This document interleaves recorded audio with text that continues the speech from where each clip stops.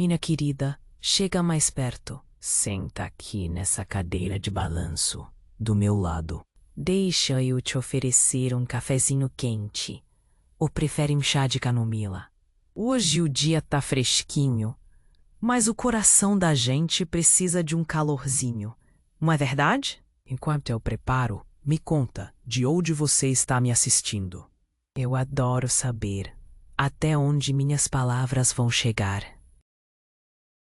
É uma sensação boa saber que a gente pode se conectar, mesmo estando tão longe. Eu me chamo Maria, tenho 78 anos e vivo aqui em Remanso, uma cidadezinha bem pequena no interior da Bahia. Remanso tem aquele charme de cidade antiga, sabe? Ruas de paralelepípedos, casinhas coloridas, igreja na praça principal e um rio que corta a cidade, trazendo vida e beleza. É um lugar tranquilo, onde todo mundo se conhece e a vida passa mais devagar. Mas nem sempre foi assim. Pelo menos não para mim.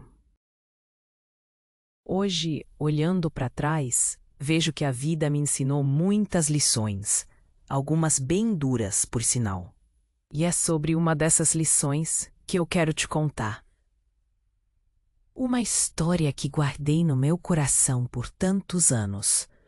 Uma história que me marcou profundamente e que, de certa forma, me transformou na pessoa que sou hoje.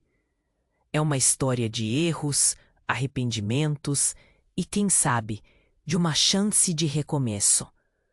Mas para entender o presente, a gente precisa voltar ao passado, bem lá atrás, quando eu era apenas uma menina. Eu tinha uns 12 anos, talvez 13. Não me lembro bem ao certo. A vida era simples e feliz. Morávamos numa casa grande, com um quintal enorme, cheio de árvores frutíferas. Meu pai era pescador, um homem forte e trabalhador, que amava o rio como a si mesmo. Minha mãe era dona de casa, uma mulher doce e carinhosa, que cuidava de nós com todo o amor do mundo. E eu tinha um irmão mais velho, o José, que era meu melhor amigo e companheiro de todas as aventuras. Lembro que era um dia ensolarado de outubro. As cigarras cantavam alto, o céu estava azul e o ar cheirava a terra molhada. Era sábado, dia de feira na cidade, e minha mãe tinha me pedido para ir comprar algumas frutas e verduras. Eu estava vestida com um vestido de chita florido, sandálias de dedo e um chapéu de palha para me proteger do sol. Peguei a cesta de palha e saí de casa, animada para encontrar meus amigos na feira. Remanso era pequena, mas a feira era o ponto de encontro de todo mundo. Tinha de tudo: frutas, verduras, peixes, carnes, doces, roupas, brinquedos. Era uma festa para os olhos e para o paladar. Comprei tudo o que minha mãe tinha pedido e, antes de voltar para casa, encontrei a Rosa e a Clara, minhas duas melhores amigas. Ficamos conversando e rindo por um bom tempo, até que o sol começou a se pôr e precisei ir embora. No caminho de volta, passei pela igreja, que ficava no alto de uma colina. A igreja era o coração da cidade, um lugar de fé e esperança. Decidi entrar para acender uma vela e agradecer por mais um dia. A igreja estava vazia e silenciosa. A luz do sol poente entrava pelas janelas, iluminando o altar. Sentei em um dos bancos e fechei os olhos, sentindo a paz daquele lugar. Acendi a vela e fiz uma oração, pedindo proteção para minha família e para todos os meus amigos.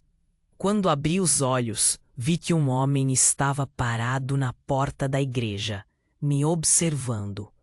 Ele era alto, moreno e tinha um olhar estranho.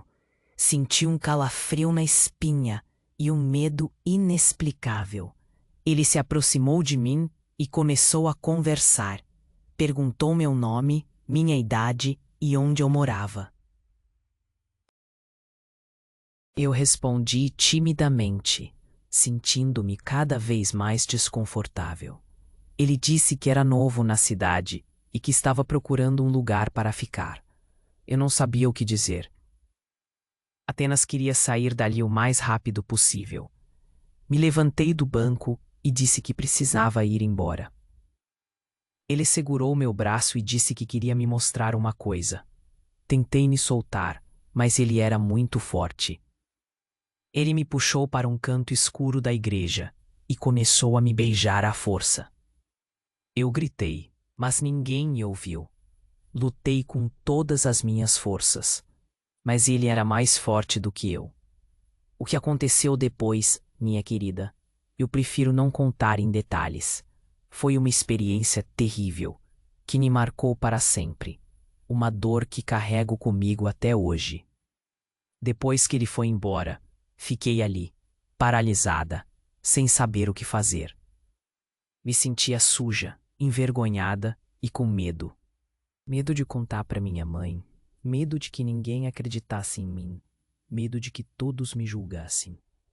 Voltei para casa em choque, sem dizer uma palavra. Minha mãe me perguntou por que eu estava demorando tanto, mas eu apenas disse que tinha encontrado minhas amigas na feira. Ela não desconfiou de nada. Tomei um banho longo e quente, tentando tirar de mim aquela sensação horrível. Mas a dor e o medo não saíam. Me deitei na cama e chorei até adormecer. A partir daquele dia, minha vida nunca mais foi a mesma. Passei a ter medo de tudo e de todos. Evitava sair de casa e me afastei dos meus amigos. Me sentia culpada e envergonhada, como se a culpa fosse minha. Nunca contei para ninguém o que aconteceu. Guardei esse segredo no fundo do meu coração, trancado a 7 chaves. Mas ele sempre esteve lá, me assombrando e me impedindo de ser feliz. E é essa história, minha querida, que eu quero te contar. A história de uma avó com erros, que não soube agir e hoje vive arrependida, mas que ainda tem esperança de encontrar a paz e a felicidade. Mas essa história, minha querida, fica para o próximo capítulo. Agora, preciso ir preparar o jantar. Mas volte amanhã, tá? Prometo que vou te contar tudo, tintim por tintim. E quem sabe, juntas, a gente não encontra uma forma de transformar essa dor em algo bom. Minha querida. Que bom que você voltou. Senta, senta. Aceita aquele chá de camomila que te ofereci ontem? Ajuda a acalmar os nervos, sabe? E depois do que te contei, sei que deve estar precisando. Pois bem, onde eu parei? Ah, sim, naquele dia fatídico na igreja. Depois daquilo, os dias se arrastaram como se fossem anos. Eu acordava com o coração apertado e dormia com pesadelos. A imagem daquele homem, o cheiro da igreja, o som dos meus próprios gritos, tudo isso me perseguia incessantemente. Na escola, eu não conseguia me concentrar nas aulas. As letras dançavam diante dos meus olhos e a voz da professora soava distante, como um murmúrio. Evitava os olhares dos meninos, sentindo-me suja e exposta. Quando cruzava com algum deles na rua, apertava o passo e abaixava a cabeça, com medo de que pudessem ver em meus olhos o que havia acontecido. Em casa, tentava agir normalmente, mas era difícil. Minha mãe percebia que algo estava errado, mas eu inventava desculpas.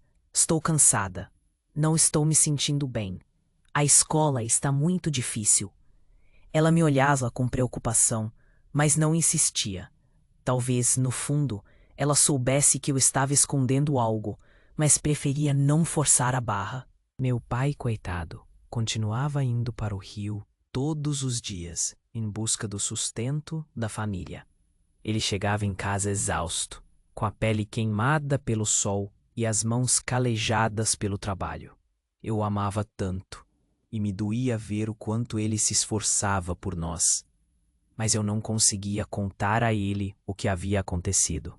Tinha medo de que ele ficasse furioso, de que fosse atrás daquele homem e fizesse alguma besteira. José, meu irmão, era o que mais sentia a minha mudança. Éramos inseparáveis, fazíamos tudo juntos. Agora eu me afastava dele, evitando o contato físico e as conversas. Ele me chamava para brincar, para pescar no rio, para ir ao cinema, mas eu sempre inventava uma desculpa para não ir. Ele ficava triste e confuso, sem entender o que estava acontecendo. Você não gosta mais de mim, Maria? Ele perguntava, com os olhos cheios de lágrimas. Eu o abraçava forte e dizia que gostava, mas a verdade é que eu não conseguia ser a mesma pessoa de antes. Aos poucos, fui me fechando em mim mesma. Passei a observar o mundo de longe, em silêncio. As pessoas me pareciam estranhas, perigosas. Desconfiava de todos, até mesmo daqueles que eu mais amava. A alegria e a espontaneidade que antes me caracterizavam foram dando lugar a uma tristeza profunda e a um medo constante. Lembro-me de um dia em particular. Era domingo, e toda a família estava reunida para o almoço. A mesa estava farta, com arroz, feijão, carne assada, salada e farofa.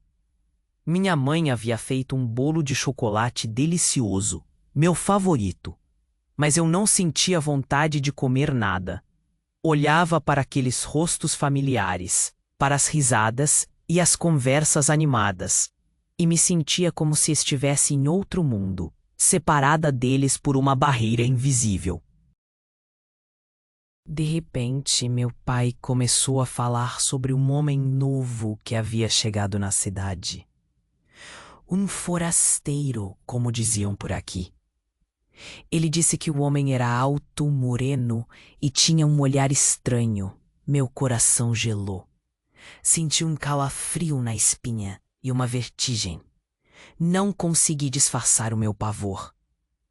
Minha mãe me olhou com desconfiança. Você conhece esse homem, Maria? Ela perguntou com a voz carregada de preocupação. Eu neguei com a cabeça, tentando manter a calma. Não, mãe. Nunca o vi na vida, respondi, com a voz embargada. Mas no fundo, eu sabia que estava mentindo. E sabia que mais cedo ou mais tarde, a verdade viria à tona. Naquela noite, enquanto me preparava para dormir, ouvi um barulho na porta da frente. Alguém batia insistentemente, com força. Meu coração disparou. Levantei-me da cama e fui até a janela, espiando por entre as cortinas. Para meu horror, vi aquele homem parado em frente à nossa casa. O mesmo homem que me havia atacado na igreja. Ele me encarava com um sorriso assustador no rosto. Naquele momento, minha querida, eu soube que a minha vida estava prestes a mudar para sempre, e que o segredo que eu havia guardado por tanto tempo não poderia mais ser mantido em segredo. O medo me paralisou. Eu ali, escondida atrás da cortina, vendo aquele monstro parado na porta da minha casa. Meu coração batia tão forte que eu tinha certeza que ele podia ouvir. O que ele queria? Por que ele estava ali? 1000 perguntas rodavam na minha cabeça, mas nenhuma resposta me acalmava. Respirei fundo, tentando me controlar. Precisava pensar, precisava agir, mas minhas pernas tremiam e o suor escorria pelo meu rosto. Olhei para o lado e vi a imagem de Nossa Senhora, que minha mãe tanto venerava. Rezei baixinho, pedindo proteção e coragem. As batidas na porta continuavam, cada vez mais fortes e insistentes. Senti que a qualquer momento meus pais iriam acordar e abrir a porta. E o que aconteceria então? Não podia deixar que eles o vissem. Não podia deixar que eles soubessem a verdade. Com as mãos trêmulas, peguei um lençol velho que estava dobrado em cima da cadeira e saí do quarto. Caminhei em silêncio pelo corredor, tentando não fazer barulho. Cheguei na sala e me aproximei da porta, com o lençol enrolado nas mãos. Respirei fundo mais uma vez e abri a porta, com o lençol esticado. Joguei o tecido em cima da cabeça dele, cobrindo seu rosto e seus ombros. Ele se assustou e tentou se desvencilhar, mas eu aproveitei o momento de confusão para correr para fora de casa. Corri o mais rápido que pude, sem saber para onde estava indo. Só queria fugir, me afastar daquele homem o máximo possível. Corri pelas ruas escuras e desertas de remanso, sentindo o vento frio da noite no meu rosto. Depois de um tempo, já sem fôlego, parei em frente à casa da Rosa. Ela era minha melhor amiga, a única pessoa em quem eu confiava de verdade. Talvez ela pudesse me ajudar. Talvez ela pudesse me dar um abrigo. Bati na porta, com a esperança de que ela estivesse acordada. Demorou um pouco, mas finalmente a porta se abriu. Rosa apareceu com os cabelos despenteados e os olhos sonolentos. Maria, o que aconteceu? Por que você está aqui a essa hora? Ela perguntou com a voz preocupada. Eu não consegui responder. As palavras sumiram da minha boca e as lágrimas começaram a rolar pelo meu rosto.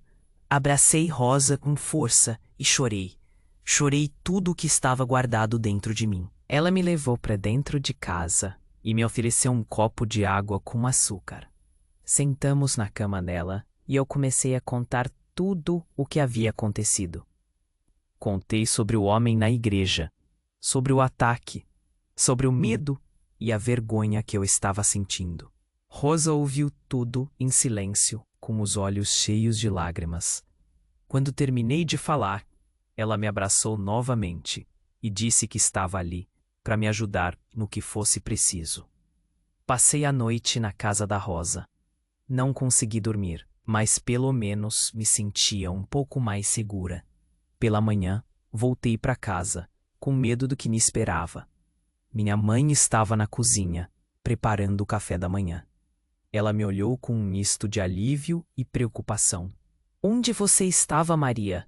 Ficamos tão preocupados, ela disse, me abraçando forte. Inventei uma desculpa, dizendo que tinha ido dormir na casa da Rosa, porque estávamos estudando para a prova de matemática. Ela pareceu acreditar, mas eu sabia que ela ainda desconfiava de alguma coisa. Os dias seguintes foram um inferno. Eu vivia com medo de que aquele homem voltasse a me procurar. Evitava sair de casa sozinha e me sentia constantemente observada. Mas, aos poucos, o medo foi dando lugar a outro sentimento, a raiva. Raiva daquele homem por ter me feito tanto mal. Raiva de mim mesma por ter sido tão ingênua e indefesa. E raiva do mundo por ser tão injusto e cruel. Decidi que não podia continuar vivendo daquele jeito. Precisava fazer alguma coisa. Precisava me vingar. Comecei a pensar em um plano. Uma vingança que fosse à altura do mal que ele me causou. Mas não queria usar a violência. Não queria me rebaixar ao nível dele. Queria algo mais sutil, mais inteligente. Algo que o fizesse se arrepender amargamente do que fez. Passei noites em claro, pensando em cada detalhe do meu plano. Observava aquele homem de longe, tentando descobrir seus pontos fracos e suas manias. Descobri que ele era um sujeito vaidoso, que gostava de se exibir e de ser admirado pelas pessoas.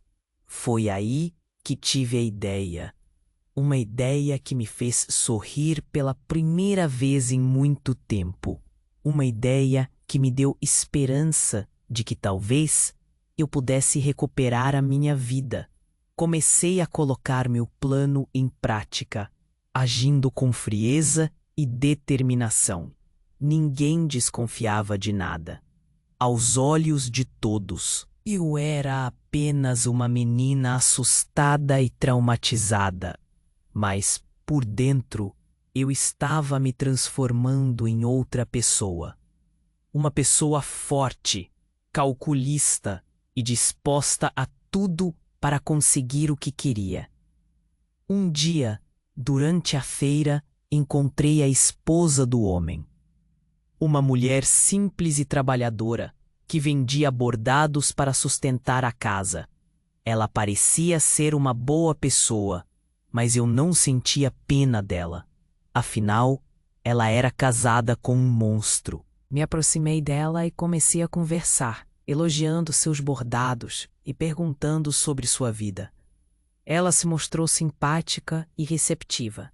Marquei um encontro com ela para a semana seguinte, dizendo que queria encomendar alguns bordados para o meu enxoval. Ela ficou feliz com a encomenda e aceitou o convite. No dia do encontro, fui à casa dela com um presente, um perfume barato que eu havia comprado na feira. Disse que era um presente de agradecimento pela atenção e pela qualidade dos seus bordados. Ela ficou muito agradecida e me convidou para entrar. Sentamos na sala e conversamos por um bom tempo. Perguntei sobre o marido dela, sobre o trabalho dele e sobre seus planos para o futuro. Ela me contou que ele estava trabalhando como pedreiro em uma obra na cidade e que sonhava em ter um filho. Eu ouvi tudo em silêncio, absorvendo cada detalhe. Antes de ir embora, entreguei a ela uma pequena quantia em dinheiro, adiantando o pagamento dos bordados. Ela ficou surpresa e emocionada. Me agradeceu várias vezes e me acompanhou até a porta. Quando cheguei em casa, me senti estranha, como se eu estivesse fazendo algo errado. Mas logo afastei esses pensamentos da minha cabeça. Eu estava fazendo o que era preciso. Estava me vingando daquele homem, e nada me impediria de seguir em frente com o meu plano. A noite caiu sobre Remanso, silenciosa e escura. Olhei para o céu estrelado e respirei fundo, sentindo a brisa fresca da noite no meu rosto. Sabia que algo grande... Ela parecia ansiosa por minha aprovação, e eu não a decepcionei. Elogiei cada detalhe, cada ponto, cada cor. Disse que eram os bordados mais lindos que já havia visto. Ela sorriu, aliviada.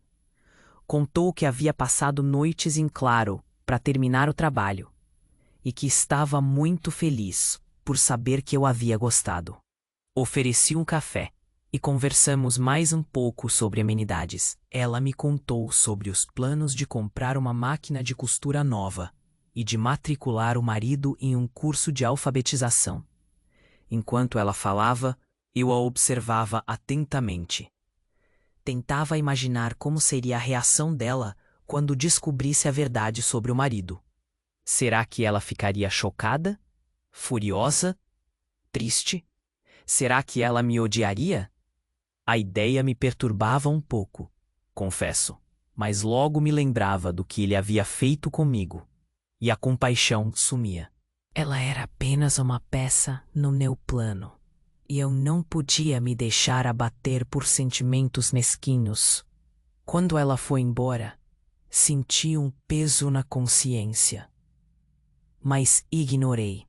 Tranquei a porta e me sentei na cadeira de balanço, olhando para os bordados. Eram lindos, sim, mas para mim eram apenas o começo da minha vingança. Os dias se passaram e eu continuei me encontrando com a esposa do pedreiro, encomendando mais bordados e ganhando sua confiança. Aos poucos, comecei a sondá-la sobre a vida do marido.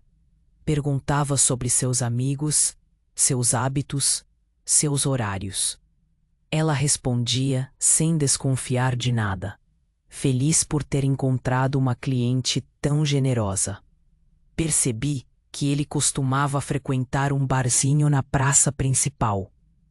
Depois do trabalho, bebia algumas cervejas, jogava dominó e conversava com os amigos. Era um lugar simples, frequentado por trabalhadores e moradores da cidade. Um dia, decidi ir até o barzinho para observá-lo de perto. Cheguei no final da tarde, quando o sol já começava a se pôr. Sentei em uma mesa afastada e pedi uma cerveja. Observei o movimento do bar, tentando disfarçar o meu nervosismo. Ele chegou pouco depois, acompanhado de 2 amigos. Sentaram em uma mesa próxima e começaram a jogar dominó. Ele ria alto, falava palavrões e gesticulava com as mãos. Parecia uma pessoa completamente diferente daquele monstro que me havia atacado na igreja. Senti um ódio profundo me invadir. Tive vontade de levantar da cadeira e gritar com ele, dizer tudo o que estava sentindo. Mas me contive. Precisava manter a calma e seguir o meu plano. Fiquei ali por um tempo, observando-o. Depois, me levantei e fui embora, sem que ele me percebesse. Voltei para casa com o coração acelerado e a mente cheia de pensamentos. Naquela noite, não consegui dormir.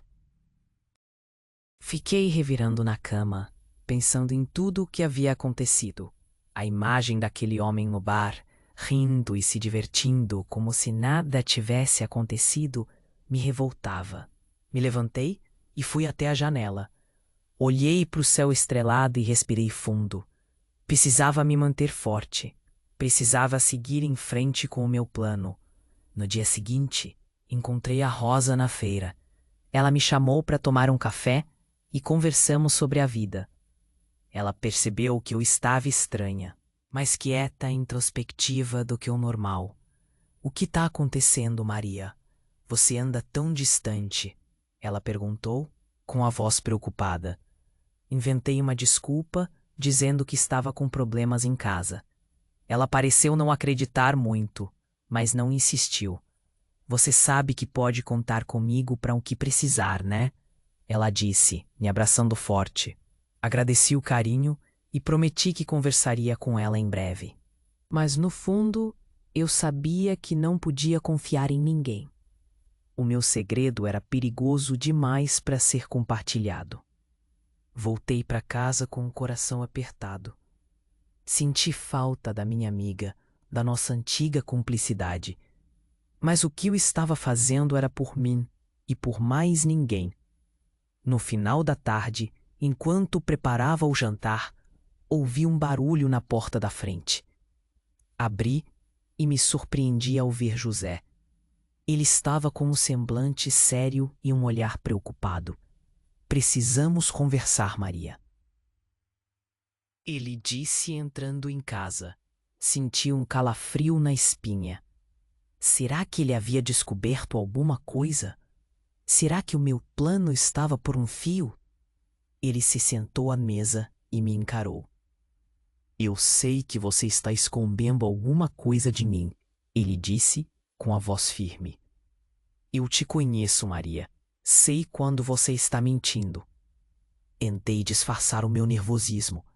Não estou escondendo nada, José, respondi com a voz trêmula. Ele sorriu, um sorriso triste e decepcionado. Não minta para mim, Maria. Eu sou seu irmão. Eu te amo. Só quero te ajudar. As palavras dele me tocaram profundamente. Senti vontade de contar tudo, de desabafar, de me livrar daquele peso que carregava no coração. Mas me contive. Não podia colocar José em perigo. Eu juro que não estou escondendo nada, repeti, com a voz embargada. Só estou um pouco cansada e preocupada com as coisas. Ele me olhou por um longo tempo, como se estivesse tentando ler a minha alma. Por fim, suspirou e se levantou da mesa. Eu espero que você esteja bem, Maria, ele disse, indo em direção à porta. E que saiba que eu sempre estarei aqui para você. Ele saiu e me deixou sozinha, com o coração em pedaços. Senti uma dor profunda, uma saudade da nossa antiga cumplicidade, mas sabia que não podia voltar atrás.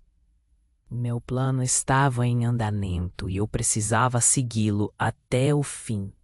Naquela noite, chorei baixinho no meu quarto. Chorei pela minha infância perdida, pela minha inocência roubada, pela minha família desestruturada, mas acima de tudo, chorei por mim, pela menina que eu era e pela mulher que eu havia me tornado. Uma mulher fria, calculista e vingativa. Uma mulher que havia perdido a capacidade de amar e de confiar.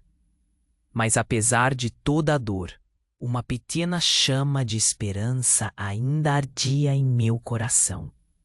A esperança de que, depois da vingança, eu pudesse finalmente encontrar a paz e a felicidade.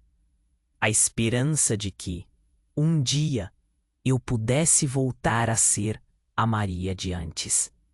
Aquela menina alegre, espontânea e cheia de vida. Aquela menina que amava o mundo e que acreditava na bondade das pessoas. No dia seguinte, fui à casa da costureira com uma nova encomenda. Pedi panos de prato com desenhos bem específicos, ferramentas de pedreiro, tijolos, sacos de cimento. Ela achou estranho, mas não questionou. Disse que faria o possível para atender meu pedido. Enquanto ela costurava, eu puxei assunto sobre o marido dela. Perguntei se ele gostava do trabalho, se ganhava bem, se era respeitado pelos colegas. Ela respondeu com orgulho, dizendo que ele era um bom profissional, honesto e trabalhador. Ele é muito querido por todos na obra, ela disse. Sempre tem um sorriso no rosto e uma palavra amiga para quem precisa. Eu sorri por dentro. Sabia que essa imagem era uma fachada, um disfarce para esconder o monstro que ele realmente era. Saí da casa dela com os panos de prato na sacola e uma ideia martelando na cabeça. Precisava encontrar uma forma de expor a verdade sobre aquele homem, de mostrar para todos quem ele realmente era. Naquela mesma tarde, fui até a obra onde ele trabalhava. Fiquei observando de longe, escondida atrás de uma árvore. Vi ele carregando tijolos, misturando cimento, dando ordens aos outros pedreiros. Parecia um homem comum, como qualquer outro.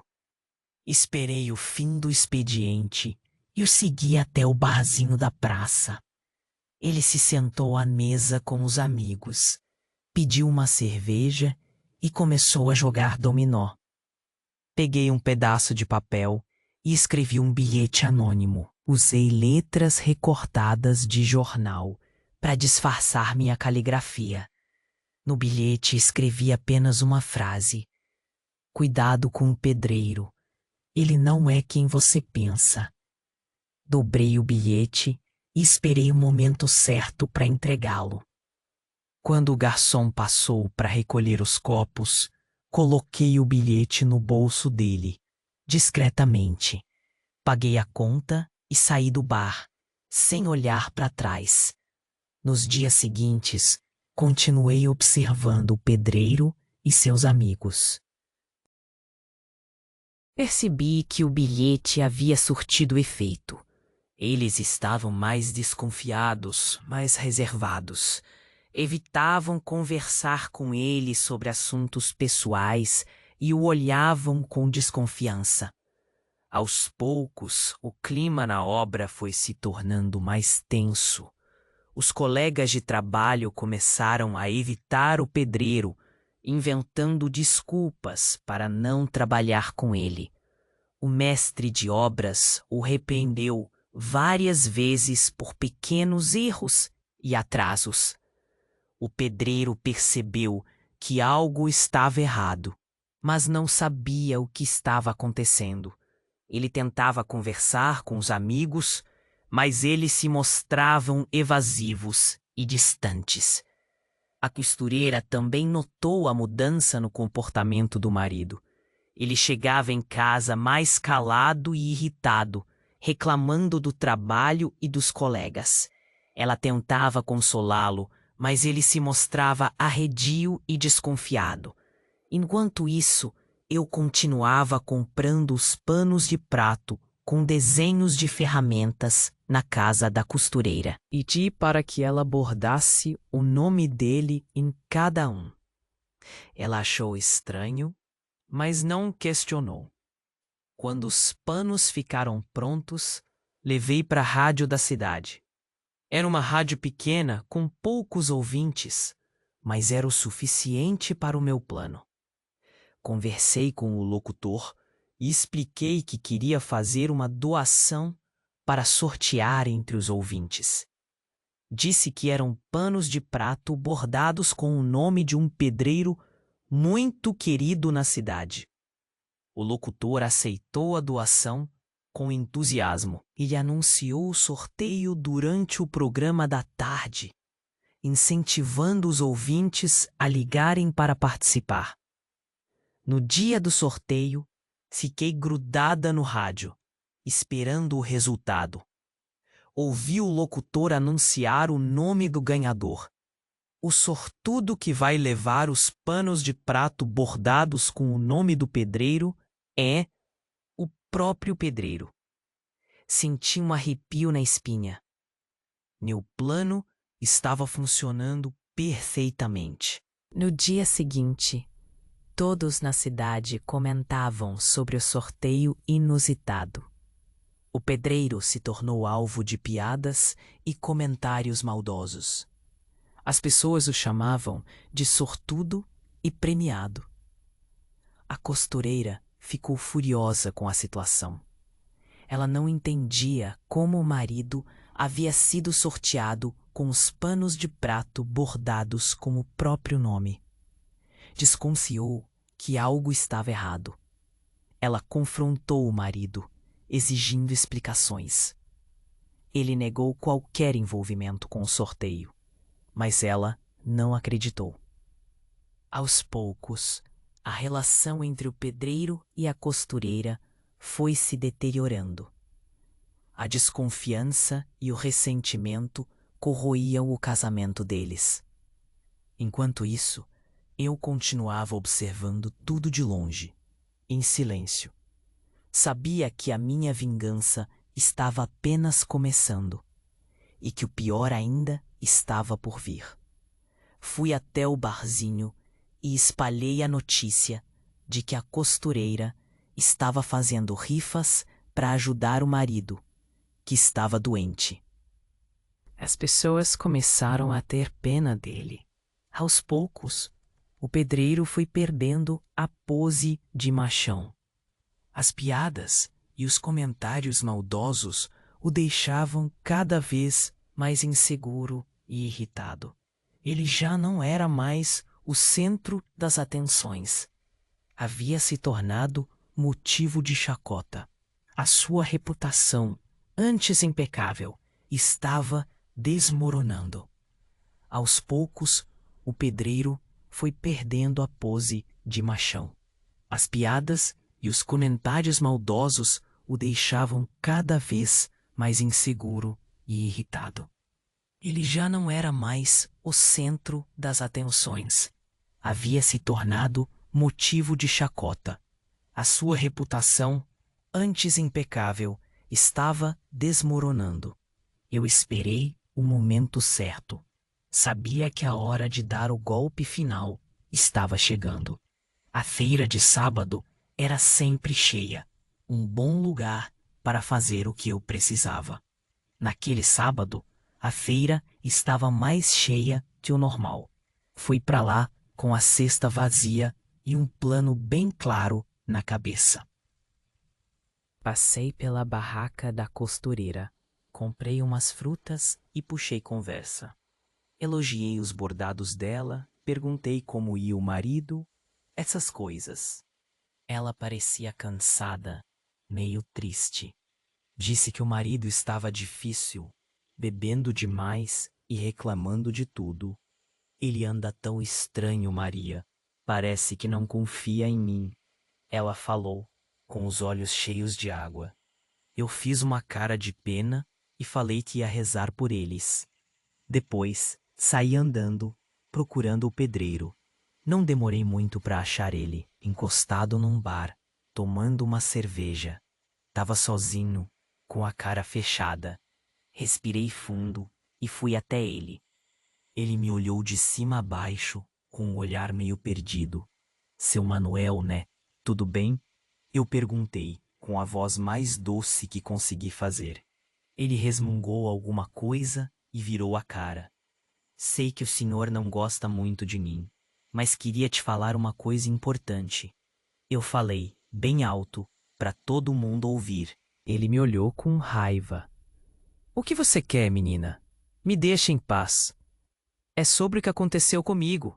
Há muitos anos, na igreja, eu falei. Na hora, o bar ficou em silêncio. Todo mundo parou o que estava fazendo para ouvir. O pedreiro ficou branco, como se tivesse visto um fantasma. Eu sei que o senhor não lembra, mas eu nunca esqueci. Continuei falando, com a voz firme. Eu tinha só 12 anos quando o senhor me atacou. Destruiu a minha vida. Ele tentou falar alguma coisa, mas a voz não saía. As pessoas olhavam para ele com nojo. A costureira, que estava perto, arregalou os olhos e começou a chorar. Eu fiquei com medo de contar para alguém. Me senti suja, envergonhada. Eu falei. A costureira gritava com ele, chamando ele de monstro. Eu esperei muito tempo por esse dia, eu falei, olhando no fundo dos olhos dele. E agora, todo mundo sabe a verdade. Você é um abusador, um covarde. Depois disso, eu me virei e saí andando. Não olhei para trás. Sabia que a vida dele nunca mais seria a mesma. E a minha também. Voltei para casa, tomei um banho e deitei na cama. Estava exausta, mas me sentia aliviada. Finalmente, tinha feito justiça. Pelo menos um pouco. No dia seguinte, a cidade toda comentava sobre o que tinha acontecido. O pedreiro tinha sumido. Ninguém sabia onde ele estava. A costureira estava arrasada, chorando pelos cantos. Algumas pessoas me olhavam com admiração, outras com medo. Mas a maioria me olhava com respeito. Sabiam que eu tinha sido corajosa, que tinha enfrentado um monstro. A vida em Remanso mudou um pouco. As pessoas ficaram mais atentas, mais cuidadosas. A cidade não era mais tão ingênua como antes. José veio me ver, preocupado. Perguntou se eu estava bem, se precisava de alguma coisa. Eu disse que sim, que precisava de um abraço. Ele me abraçou forte, sem dizer nada. Ficamos assim por um tempo, em silêncio. Sabia que ele não entendia tudo o que tinha acontecido, mas estava do meu lado. E isso era o que importava. Depois, ele me convidou para ir pescar no rio. Aceitei. Precisava sair de casa, respirar um pouco de ar puro. Fomos até o rio, sentamos na beira e jogamos a linha. Ficamos ali, em silêncio, esperando o peixe morder a isca. O sol batia no nosso rosto. O vento soprava levemente. De repente, José falou: "Você é forte, Maria." Eu sorri. "Eu sei", respondi. E continuamos pescando, como se nada tivesse acontecido. Como se o passado não existisse. A vida seguiu. Os dias depois da feira foram estranhos. Remanso era pequena e a notícia correu como fogo. Todo mundo falava. Alguns cochichavam quando eu passava, outros me olhavam com pena, outros com curiosidade. Ninguém vinha falar comigo direto. Minha mãe ficou muito abalada. Ela não me perguntou nada, mas eu via nos olhos dela a tristeza. Ela cuidava de mim, fazia minhas comidas preferidas, me abraçava mais. Mas a gente não conseguia conversar sobre o que aconteceu. Era como se a palavra estivesse proibida. Meu pai também ficou estranho. Ele não falava com ninguém sobre isso, nem comigo, nem com minha mãe. Saía para pescar todos os dias, voltava tarde. Parecia mais velho, mais cansado. Um dia, vi ele chorando sozinho no quintal. Mas ele não disse nada. José era o único que tentava me animar. Ele me chamava para sair, para andar de bicicleta, para ir no rio. Mas eu não tinha muita vontade de fazer nada. A dor ainda estava muito forte. Na escola, as meninas me olhavam diferente. Algumas me apoiavam, falavam que eu fui corajosa. Outras me evitavam, com medo de se contaminarem. Os meninos me olhavam com desejo, como se eu fosse uma coisa suja. Eu odiava isso. A professora tentava me ajudar. Ela me dava atenção, me deixava sentar na frente, me elogiava nas aulas. Mas não adiantava muito. Eu não conseguia me concentrar. As palavras não faziam sentido. O pedreiro sumiu mesmo. Ninguém nunca mais viu ele em Remanso. Algumas pessoas falavam que ele tinha ido embora para outra cidade. Outros diziam que ele tinha se matado. Eu não sabia o que era verdade e nem me importava muito. A esposa dele ficou sozinha, sem dinheiro e sem marido. Algumas mulheres da cidade ajudavam ela, davam comida, roupa, mas ela vivia triste, chorando pelos campos. Eu sentia pena dela, mas não conseguia me aproximar. Era como se a culpa fosse minha, mesmo não sendo.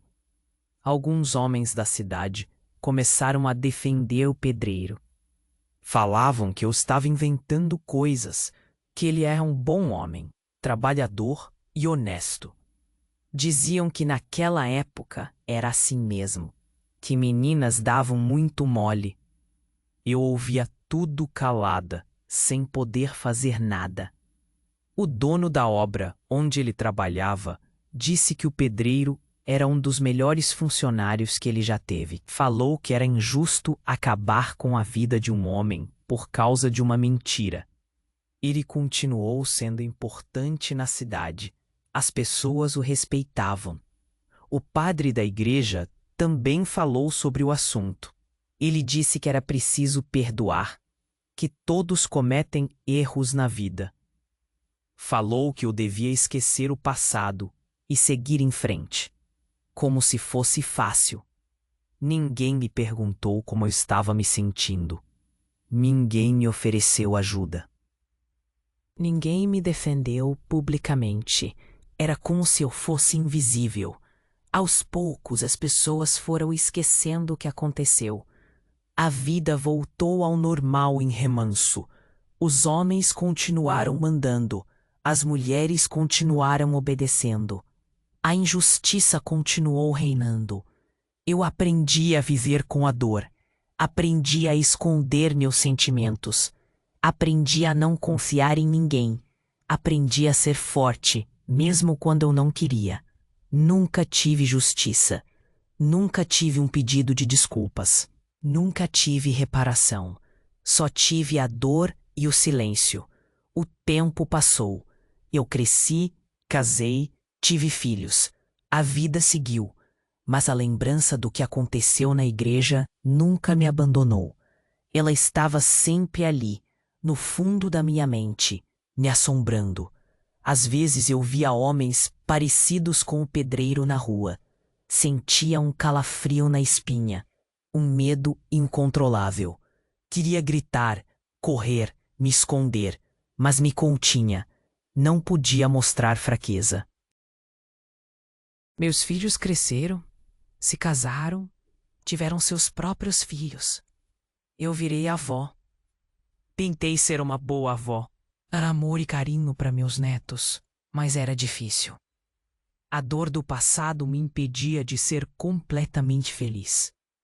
Um dia minha neta me perguntou sobre o que tinha acontecido em Remanso. Ela tinha ouvido falar da história, mas não sabia os detalhes. Eu contei tudo para ela, com a voz embargada. Ela me ouviu com atenção, sem me interromper. No final, ela me abraçou forte e disse: ninguém se importava com as narcas que ele deixava. Só o que interessava era seguir em frente, como se nada tivesse acontecido. E no fim das contas, para a maioria, nada realmente aconteceu. O armário de remédios ficou cheio. Chás para dormir, chás para acordar, chás para acalmar. A vida seguia, mas o corpo falhava. A cabeça também. O marido se foi primeiro. Do coração, diziam. Ela cuidou, fez o que podia, mas não tinha jeito. Enterrou ele no cemitério pequeno de Remanso e voltou para casa, vazia. Os filhos vinham visitar, davam um abraço, perguntavam se precisava de alguma coisa. Ela dizia que não, que estava tudo bem. Eles não entendiam. Como podiam entender? A neta, às vezes, sentava com ela na varanda. Falavam da vida, dos netinhos, das novelas, mas nunca tocavam no assunto. Era como se não existisse. Na igreja, o padre novo falava sobre amor, perdão, esperança. Ela escutava, mas não sentia nada. As palavras entravam por um ouvido e saíam pelo outro. Na rua, as crianças brincavam. Os cachorros latiam, as pessoas conversavam. A vida seguia, como se nada tivesse acontecido. Os anos foram passando, as rugas aumentavam, os cabelos embranqueciam, as dores pioravam, a memória falhava, esquecia nomes, datas, lugares, mas não esquecia da igreja. Um dia, a neta perguntou se ela se arrependia de ter contado a história. Ela disse que não. Que era melhor doer do que sufocar. A casa foi ficando velha, caindo aos pedaços. Ninguém se importava. Era só uma casa velha de uma mulher velha. Os vizinhos se mudaram, outros morreram. Novos moradores chegaram, com novas histórias. Novas vidas.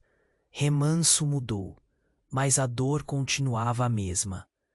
As festas da cidade eram barulhentas, cheias de gente, de música. Ela ficava em casa, trancada, com medo. As noites eram longas, silenciosas, frias. Ela acordava assustada, suando frio, com a imagem do homem na igreja. Os dias eram iguais, sem graça, sem cor. Ela acordava, tomava café, olhava a rua, almoçava, dormia a cesta, tomava chá, jantava, ia para a cama e acordava de novo. No mesmo dia. Nunca mais foi à feira. Mandava a neta comprar as coisas. Não queria ver ninguém. Não queria ser vista. Nunca mais entrou numa igreja. Tinha nojo, medo, raiva. Nunca mais falou sobre o assunto. Cansou. A dor era grande demais. As pessoas a evitavam. Diziam que ela era amargurada, problemática, louca. Não entendiam. Como podiam entender? Os netos cresceram, foram embora. Cada um seguiu sua vida. Ela ficou sozinha, de novo. Na televisão, as notícias eram sempre as mesmas. Violência, corrupção, injustiça. Ela desligava a televisão e ficava olhando para o teto. Os remédios não faziam mais efeito. O corpo doía, a alma doía, mas ela continuava viva. Às vezes, sentava na cadeira de balanço e ficava olhando para o rio. As águas passavam, levando a vida embora. Ela pensava em se jogar, mas não tinha coragem. A cidade foi esquecendo a história. Os mais novos nem sabiam do que tinha acontecido. Os mais velhos preferiam não lembrar. Um dia, a neta foi visitá-la e encontrou-a sentada na cadeira de balanço, parada, olhando para o nada. A boca estava aberta. Meus amores, se essa história te tocou de alguma forma, curte, comenta e compartilha. Isso ajuda mais do que vocês imaginam. Dá voz para quem viveu tudo calada. E se quiser apoiar de verdade, preparei com carinho um presente. 100 receitas naturais das avós. Um livrinho com chás caseiros para ansiedade, insônia, cólicas, dores e muito mais. Tudo com ervas simples, como só uma vovó sabe fazer. O link tá na descrição do vídeo. Esse livro ajuda a continuar vivendo com dignidade hoje. Obrigada por ouvir com o coração. O silêncio era grande.